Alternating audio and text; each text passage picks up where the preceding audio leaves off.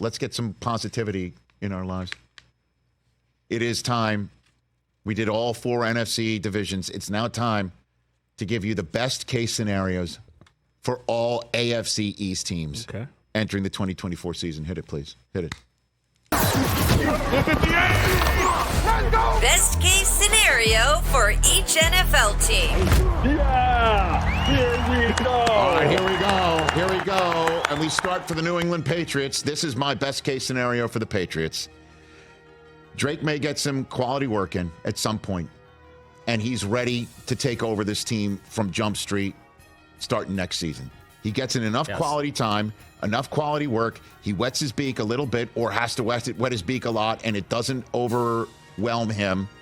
And the defense looks exactly the same. All right, the do-your-job defense, Gerard Mayo's in charge. It looks the same. Like that part of the operation is not affected by Belichick's departure. Judon, Barmore, Gonzo, everyone looks great. Correct. And the Patriots win 8 games. I think that is very rosy and optimistic. That's what this segment's about. Yeah, absolutely. I think that's their best case scenario. Drake May plays in December, ready to start week 1, 2025. Away we go. Or if he's forced to play in November or October, it doesn't overwhelm him. Yeah, I think that's fair. That's the best case scenario for the Patriots. Agreed. All right. The Buffalo Bills. Best case scenario. Oh, man. They win the AFC East again. Keon Coleman is Offensive Rookie of the Year. That he just shows up and shows out and takes that wide receiver room by storm. And get to deal with Macy's. Josh Allen finishes in MVS. You get to deal with that, but that's part and part. I think that it comes with it. That's right? definitely happening. Josh Allen's a finalist for the MVP. I'm not going to sit here and say he wins the MVP, but I mean, I'll just throw him in as a finalist. The Bills not only win the Super Bowl, but they beat the Chiefs in Arrowhead on the way to doing it. Oh, I like that. Oh, wow. I like that. That's their best case scenario. I like that. They are the ones to personally end the three-peat opportunity in front of the Arrowhead folks and then go on and win the Super Bowl. When everybody least expects them to finally do it with Josh Allen, they say our window's not only damn open, we just opened it up and won through it. And bring to Western New York what everybody's been dreaming there for decades. Allen's been a finalist 3 of the last 4 years, so he's got to win it. All right, so we'll upgrade it? Upgrade to win. Good. Dolphins, best case scenario. They end the Bills' dominance atop the AFC East. They win the AFC East. Tua is an MVP finalist. I'll go there for you. Phillips or Chubb come back to win Comeback Player of the Year. I don't know how healthy they're going to be to actually one's got an Achilles, one's got a knee. I don't know how they're going to come back or when, but let's just say they do it and they play well enough. They're Comeback Player of the Year, one of those two.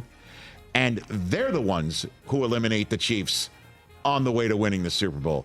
They're the ones who personally end the three-peat opportunity, because to me, that's the best case scenario for every team in the AFC winning the Super Bowl, is that they're the ones to personally end the Chiefs' three-peat opportunity. Agreed.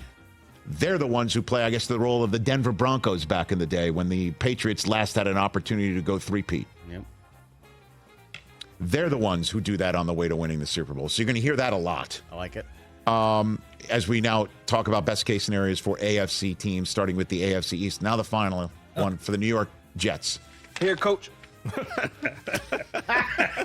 Aaron Rodgers becomes the first player in NFL history to win Comeback Player of the Year, Most Valuable Player of the regular season, and Most Valuable Player of the Super Bowl in the same season. Wow. He dominates in exactly the way Jets fans hoped that he would when he came from Green Bay and only played 4 snaps. Comeback Player of the Year, MVP, and Super Bowl MVP in the same season. And just to put a cherry on top, Breece Hall is Offensive Player of the Year to boot.